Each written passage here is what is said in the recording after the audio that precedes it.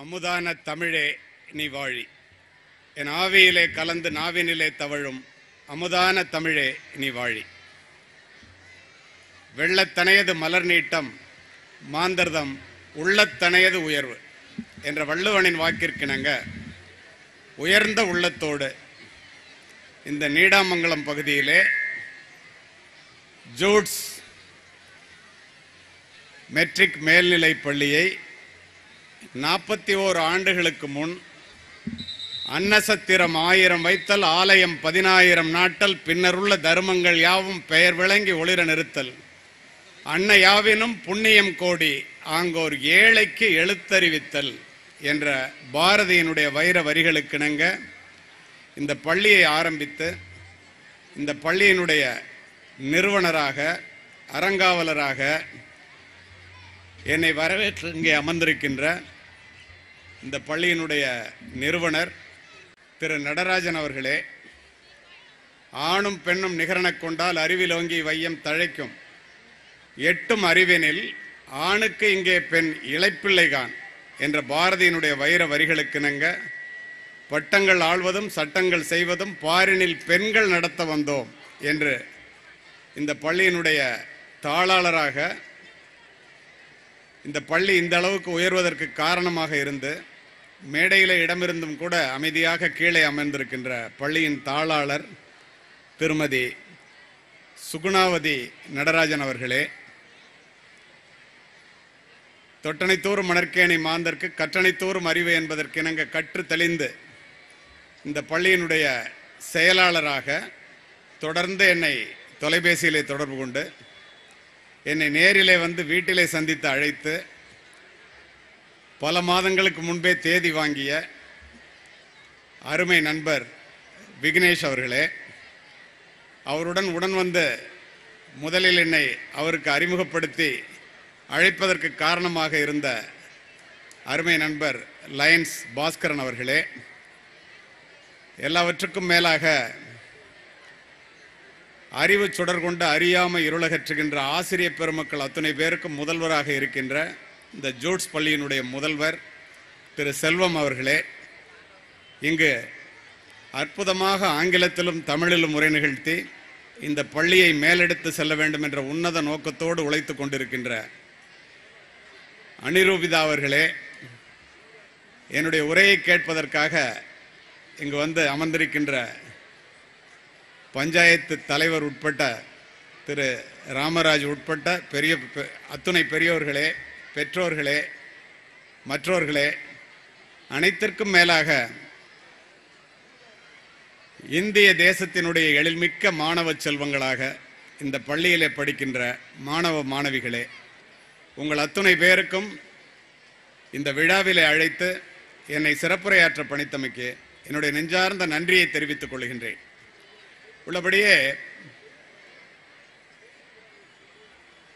எத்தனையோ பள்ளிகளுக்கு தினம் தினம் நான் மேடையிலே நிற்பவனாக இருந்தாலும் இந்த பள்ளியிலே ஒரு வித்தியாசத்தை நான் பார்த்தேன். அதை முதலிலே பதிவு செய்ய வேண்டும் என்று விரும்புகின்றேன். நான் வந்தவுடன் என்னை குத்துவிளக்கு ஏற்ற சொல்லி பணித்தார்கள். அப்போதே எனக்கு அது ஞாபகம் வந்தது. இங்கு வந்து அமர்ந்தவுடன் இங்கு இந்த பாடல்களை போடும்போது இந்து சமயத்திற்கான பாடல், கிறிஸ்தவ சமயத்திற்கான பாடல், அது மட்டுமல்ல இஸ்லாமிய சகோதரர்களுக்கான பாடல், இதையெல்லாம் மீறி இந்த பள்ளியை ஆரம்பிக்க சொன்ன ஒரு கிறிஸ்துவ பாதிரியார் அதனுடைய நினைவாக Jude's higher secondary school matric school என்று வைத்திருக்கிறார்கள். நடத்துபவர்கள் ஒரு இந்துக்கள், படிப்பவர்கள் இஸ்லாமிய சகோதரர்கள் உட்பட எல்லோரும். ஏன் இதை குறிப்பிடுகின்றேன் என்றால், நானும் மேதகு மனிதர் அப்துல் கலாம் அவர்களும் மாவட்ட ஆட்சித்தலைவரும் இது போன்றது ஒரு பெரிய பள்ளியிலே குத்துவிளக்கை ஏற்றி வைத்து விட்டு வந்து அமர்ந்தோம். நீங்கள் தெரிந்து கொள்ள வேண்டும் என்பதற்காகவே இதனை பதிவு செய்கின்றேன். இந்த பள்ளியினுடைய சிறப்பு என்ன என்பதற்காக. கேள்வி நேரத்தின் போது ஒரு பெண் எழுந்து இந்தியாவினுடைய மிகப்பெரிய பெருமை என்ன அப்துல் கலாம் அவர்களிடம் கேட்டாள். அடுத்த நொடி அப்துல் கலாம் சொன்னார், நான் இப்போது ஏற்றி வைத்தேனே குத்து விளக்கு, அது இந்துக்களினுடைய அடையாளம். அதை ஏற்றி வைக்க உபயோகித்தேனே மெழுகுவர்த்தி, அது கிறிஸ்தவர்களுடைய அடையாளம். ஏற்றி வைத்த நானோ ஒரு இஸ்லாமியன். இந்த வேற்றுமையில் ஒற்றுமை தான் இந்தியாவினுடைய மாபெரும் சிறப்பு என்றார். நன்றாக புரிந்து கொள்ளுகின்ற அறிவு ஜீவிகளிடம் உரையாற்றுவதிலே உள்ளபடியே மகிழ்ச்சி.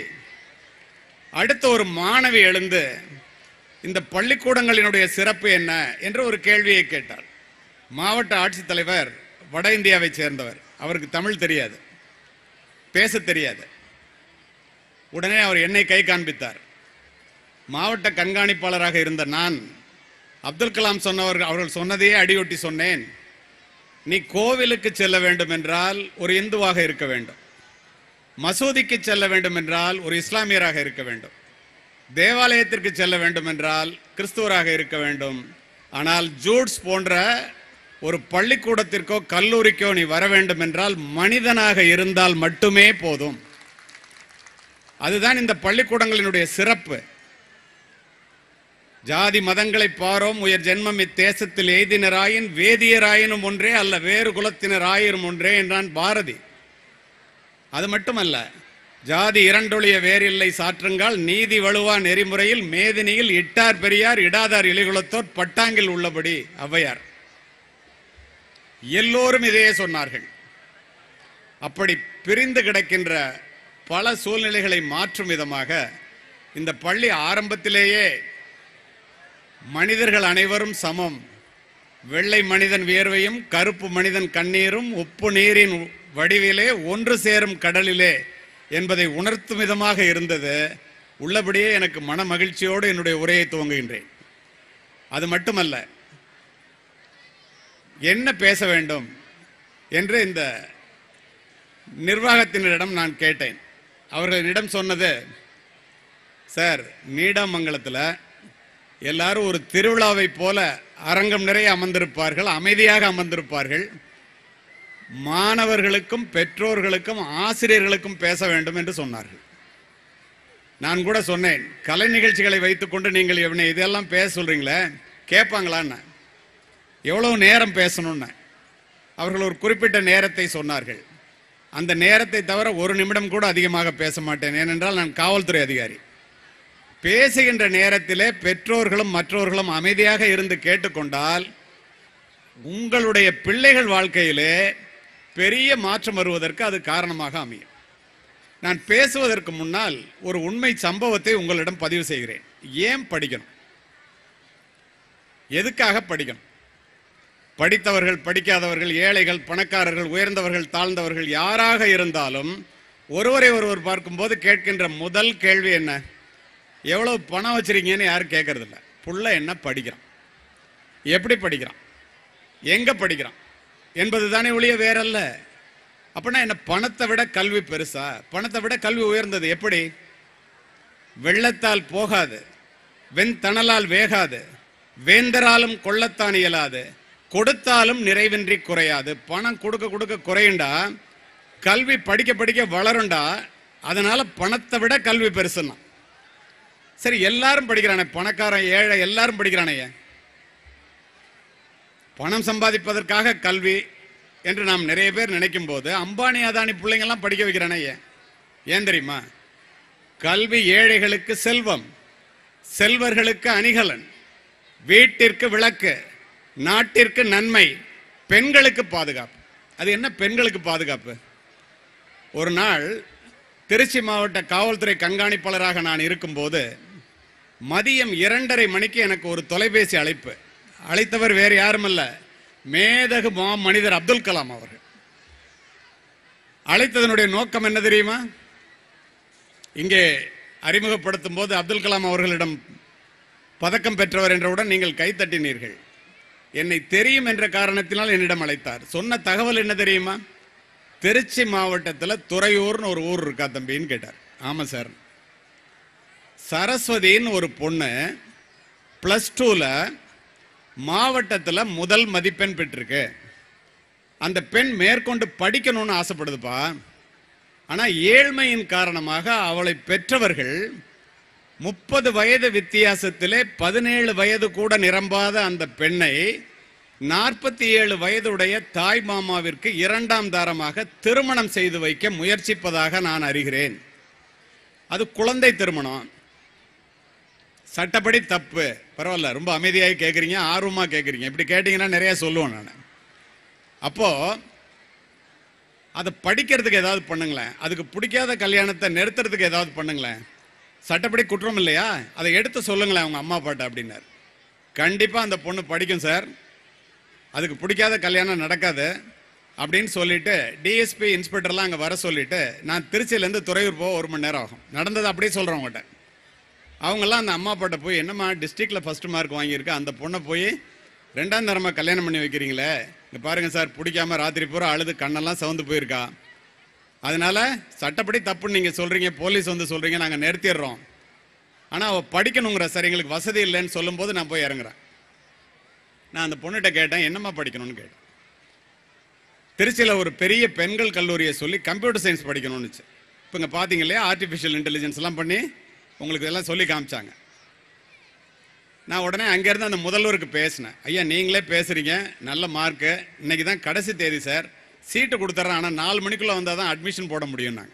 நான் 3 மணிக்கே அழைச்சிட்டு வந்து உங்களை அட்மிஷன் போட வைக்கிறேம்மா, அவங்க அம்மா அப்பாலாம் கூட வருவாங்கன்னு சொல்லிட்டு அந்த பொண்ணுக்கிட்ட நான் கேட்டேன், ஏம்மா நீ பிடிக்கலன்னு சொன்ன கல்யாணத்தை உங்கள் அம்மா அப்பா நிறுத்திட்டாங்க, பிடிக்கும்னு சொன்ன படிப்பை நான் வாங்கி கொடுத்துட்டேன், எனக்கு ஒன்றுகிட்ட ஒரு சந்தேகம்னா என்ன சார்னு கேட்டுச்சு. உனக்காக டெல்லியிலிருந்து ஜனாதிபதி மாளிகையிலிருந்து அதுவும் அப்துல் கலாம் சார் பேசினாரே, எப்படிமான்னு கேட்டேன். அதுக்கு அந்த பொண்ணு சொன்னிச்சு, 8வது படிக்கும்போது அண்ணாமலை யூனிவர்சிட்டிக்கு என்னை வந்து கல்வி சுற்றுலா அழைச்சிட்டு போயிருந்தாங்க. அப்போ அணு விஞ்ஞானியாக இருந்த அப்துல் கலாம் சார் இதை மாதிரி பேச வந்திருந்தாரு. கேள்வி கேட்க சொன்னாங்க. நான் ஒரு கேள்வி கேட்டேன், பெண்களினுடைய பாதுகாப்புக்கு அடிப்படை தேவை என்னன்னு கேட்டேன், முன்னேற்றத்திற்கு அடிப்படை தேவை என்னன்னு கேட்டேன். எந்திரிச்சு எஜுகேஷன் அப்படின்னு ஒரே வார்த்தையில் கல்வின்னு சொல்லிட்டு உட்காந்துட்டாரு. அன்றைக்கு எடுத்த புத்தகத்தை வைக்காம படித்தேன் சார், இன்றைக்கு டிஸ்ட்ரிக்ட்ல ஃபர்ஸ்ட் வந்துட்டேன், எங்கள் அம்மா அப்பா அப்படி பண்ணாங்கன்னா என்ன பண்ணுறதுன்னு தெரியல, என்ன பண்ணுன அப்படின்னு கூட வந்த டிஎஸ்பி கேட்டாங்க. அப்போ அந்த பொண்ணு சொன்னிச்சு, யாரெல்லாம் கேள்வி கேட்டாங்களோ அவங்களுக்கெல்லாம் ஒரு கார்டு கொடுத்தாங்க, அப்துல் கலாம் சாரே கொடுத்தாரு, அதில் ஒரு இமெயில் ஐடியும் ஃபோன் நம்பரும் இருந்துச்சு. ராத்திரி பூரா யோசித்து காலையில் 7 மணிக்கு நான் தான் சார் அவரை கூப்பிட்டேன், வாக்கிங் போயிட்டு வந்தவர் அவரே எடுத்துட்டாரு, யார் மணின்னு என்ன வேணும்னு கேட்டாரு, நான் படிக்கணும் சார்ண்ண, இப்போ நீங்கள் வந்து நிற்கிறீங்க சார்னுச்சு. இதோட இருந்தால் உங்கள்கிட்ட முடிச்சிருக்க மாட்டேன். 9 ஆண்டுகள் கழித்து வட அமெரிக்க தமிழ்ச்சங்க பேரவையிலே தமிழ் மொழியினுடைய சிறப்பு குறித்து பேசுவதற்காக அழைக்கப்பட்ட நான் பேசிவிட்டு கீழே வந்து அமர்ந்தேன். ஒரு பெண் மேடைக்கு சென்று 2 நிமிஷம் பேசணும் அப்படின்னா அந்த நிகழ்ச்சி ஏற்பாட்டாளர்களிடம் பர்மிஷன் கேட்குது, வழங்கப்பட்டது. அந்த பொண்ணு மேடையில் போய், நான் மைக்ரோசாஃப்டில் வேலை பார்க்குறேன், சத்யாநாதல்லாங்கிற சிஇஓவுக்கு கீழே வேலை பார்க்குற ஒரு 100 பேரில் நான் ஒருத்தி, என்னுடைய ஒரு மாத சம்பளம் 4 லட்சம் ரூபாய், என்னுடைய கணவர் என்னை விட குறைச்சலாக சம்பாதிக்கிறார் அப்படின்னு சொன்னோன்னா எல்லாரும் ஏமா இதெல்லாம் சொல்கிறேன்னு கேட்குறாங்க. அடுத்த அந்த பெண் சொன்னதுதான் உங்களை ஆச்சரியப்படுத்தும், என்னையும் ஆச்சரியப்படுத்தியது. ஐயா கலியமூர்த்தி அவர்களே, என்னை நீங்கள் மறந்திருக்கலாம், உங்களையும் அப்துல் கலாம் அவர்களையும் என்னால் மறக்கவே முடியாது. ஏன் தெரியுமா, நான் தான் துறையூர் சரஸ்வதி என்று கூறியது. அடுப்படியிலே 2ஆம் தாரமாக அடைப்பட்டு வாழ்க்கையை முடித்துக் கொண்டிருந்த ஒரு பெண்ணை அமெரிக்காவிலே அட்லாண்டாவிலே கொண்டு போய் நிறுத்தியது எது? கல்வி. யாராவது நீ படிக்காதரா, படிச்சவனுக்கெல்லாம் வேலை கிடைக்குதா அப்படின்லாம் சொன்னா தயவுசெய்து நம்பாதீங்க. உடனே உங்ககிட்ட சொல்லுவாங்க, காமராஜர் படிச்சாரா, கலைஞர் படிச்சாரா, எம்ஜிஆர் படிச்சாரா அப்படி சொல்லிட்டே வர சொல்லுங்க. 10 பேருக்கு மேல சொல்ல முடியாது. ஆனா கோடிக்கணக்கான பேர் படித்தவர்கள் இந்த உலகத்தை ஆட்சி செய்கிறார்கள், இந்த நாட்டை ஆட்சி செய்கிறார்கள். நூற்றுக்கணக்கான கலெக்டர், நூற்றுக்கணக்கான எஸ்பிங்க இருக்காங்க. ஒழுங்கா படிச்சவன் எல்லாருக்கும் வேலை இருக்கு, படிச்சதா நடிச்சவனுக்கு தான் வேலை இல்லை. இன்றைய தேதியிலே 5 லட்சம் வேலைகள் காலியாக இருக்கிறது, ராணுவம் உட்பட. 50 லட்சம் பேர் படிச்சுட்டு வேலை இல்லாம இருக்கான். ஏன்? ஒழுங்கா படிக்கல, கேட்கிற கேள்விக்கு பதில் சொல்ல தெரியல. ஒரு 5 நிமிஷம் ஆங்கிலத்தில், 10 நிமிஷம் தமிழ்ல, கையில குறிப்பு இல்லாம பேச தெரியாது. இப்ப இந்த பிள்ளைங்க 3 பேர் வந்து தமிழ் தாய் வாழ்த்து பாடினாங்க. அந்த 3 பேரினுடைய தமிழ் உச்சரிப்பு, அடுத்து பேசின 2 பெண்களினுடைய ஆங்கில தமிழ் உச்சரிப்பு, இந்த பள்ளி எப்படி ஒரு அற்புதமான பள்ளி என்பதை நான் அங்கு உட்கார்ந்து கொண்டே அறிந்து கொள்ள முடிந்தது. அதோட இல்ல, இப்ப அனிருதா பேசினாங்க, நீங்க பாத்தீங்க, நீங்க தானே கேட்டீங்க ஆங்கிலமும் தமிழும் எப்படி இருந்தது என்று. இத மாதிரி இருக்கிறவங்க எல்லாருக்கும் வேலை இருக்குங்க. உண்மையிலே படிச்சதா நடிச்சுக்கிட்டு கையில ஒரு சர்டிபிகேட் வச்சுட்டு நானும் படிச்சவன் சுத்துறவனுக்கு தான் வேலை இல்லை. பிள்ளைகளை, இது போன்ற கிடைக்கின்ற வாய்ப்புகளை தயவு செய்து பெற்றோர்கள் பிள்ளைகளுக்கு சொல்லுங்கள். அது மட்டுமல்ல, இங்க பிள்ளைகள் கூட இருக்கீங்க, காலேஜில் படிக்கிற பிள்ளைங்க எல்லாம் பார்க்குறேன், நிறைய கல்லூரி மாணவிகள் கூட இருக்கிறீங்க. உங்களுக்கு ஒன்று சொல்றேன், இந்த அத்துணை பேரும் தெரிந்து கொள்ள வேண்டிய ஒன்று, பிள்ளைகளிடம் நீங்கள் சொல்ல வேண்டியது, இந்த கல்வி ஒன்றுதான் கடைசி வரை உங்களை பாதுகாக்கும். எப்படி தெரியுமா? பிறப்பு முதல் இறப்பு வரை ஒரு மனிதனுக்கு உதவக்கூடியது கல்வி. ஒரு மாணவனோ மாணவியோ பிறந்த வீட்டையும் இந்த நாட்டையும் உயர்த்தக்கூடியது கல்வி. அது மட்டுமல்ல, நீ எத்தனை பெரிய கோடீஸ்வரனுக்கு மகனாக மகளாக பிறந்தாலும் பெற்றோர்களிடமிருந்து சொத்தை பெறுவதைப் போல கல்வியின் மூலம் பெறுகின்ற அறிவினை எந்த கொம்பனாலும் பெற முடியாது. தெரியுமா உங்களுக்கு? ஒரு அப்பா அம்மா பிள்ளைங்களை கூப்பிட்டு, ஒரு 3 பிள்ளைங்களை கூப்பிட்டு, இந்த வயலை நீ வச்சுக்க, இந்த வீட்டை நீ வச்சுக்க, இந்த பணத்தை நீ வச்சுக்கன்னு கொடுக்கலாம். அதே 3 பிள்ளைங்களை ஒரு படிச்ச அம்மா அப்பா கூப்பிட்டு, இந்த பிஏ டிகிரியை நீ வச்சுக்க, எம்ஏ டிகிரியை நீ வச்சுக்க, பிஹெச்டியை நீ வச்சுக்க கொடுக்க முடியுமா? முடியாது. அவனவன் படித்துத்தான் பெற முடியும். அதுதான் இந்த கல்வியினுடைய சிறப்பு. இதை யார் சொல்றது பிள்ளைங்களுக்கு? பெற்றோர்களாகிய நீங்கள் தானே சொல்ல வேண்டும். அதனால்தான் படிக்காமல் இருப்பதை விட பிறக்காமல் இருப்பதே மேல் என்றான் பேரறிஞன் பிளேட்டோ. இந்த உலகையே மாற்றக்கூடிய ஒரு ஆயுதம் உண்டு, அந்த ஆயுதத்தினுடைய பெயர் கல்வி என்று சொன்னவர் நெல்சன் மண்டேலா. பெற்ற பிள்ளை கைவிட்டாலும் கற்ற கல்வி கைவிடாது மகாத்மா காந்தி. படிக்காத பெற்றோர்களை நீங்கள் யோசித்து பாருங்கள். நமக்கு தான் இத்தனை பேர் இந்த பிள்ளைங்க இங்க வந்து படிக்கிறாங்களே, எதுக்கு? பெற்றோர்களும் சொல்ல வேண்டும், பிள்ளைகளும் தெரிந்து கொள்ள வேண்டும், ஆசிரியர்கள் அடிப்படையாக சொல்ல வேண்டும். என்ன சொல்ல வேண்டும் தெரியுமா? இந்த பிள்ளைங்கெல்லாம் இந்த ஜூட்ஸ் ஹையர் செகண்டரி ஸ்கூல்ல இல்ல மெட்ரிக் ஸ்கூல்ல வந்து படிப்பதற்கு அடிப்படை காரணம் என்ன? அவர்களுடைய திறமை, அவர்களுடைய அறிவு, அவர்களுடைய மதிப்பெண்கள், இதெல்லாம் 2ஆம் பட்சம். முதற் காரணம் என்ன தெரியுமா? தயவு செய்து பெற்றோர்களிடம் அவர்களுடைய அருமை பெருமைகளை ஆசிரியர் பெருமக்கள் பிள்ளைகளிடம் சொல்லுங்கள். என்ன சொல்ல வேண்டும் தெரியுமா? ஒன்றை சொல்லுங்கள். நான் இப்ப சொல்றதுல இருந்தே தெரிஞ்சுக்குவீங்க நீங்க எதுக்காக இதை சொல்றேன்ட்டு. இந்த பிள்ளைகள் இங்கு வந்து படிப்பதற்கு என்ன காரணம்? அடிப்படை காரணம் என்ன? ஒரே ஒரு காரணம் தான். வெயிலிலும் மழையிலும், பனியிலும் குளிரிலும், அலுவலகத்திலும் வீட்டிலும்,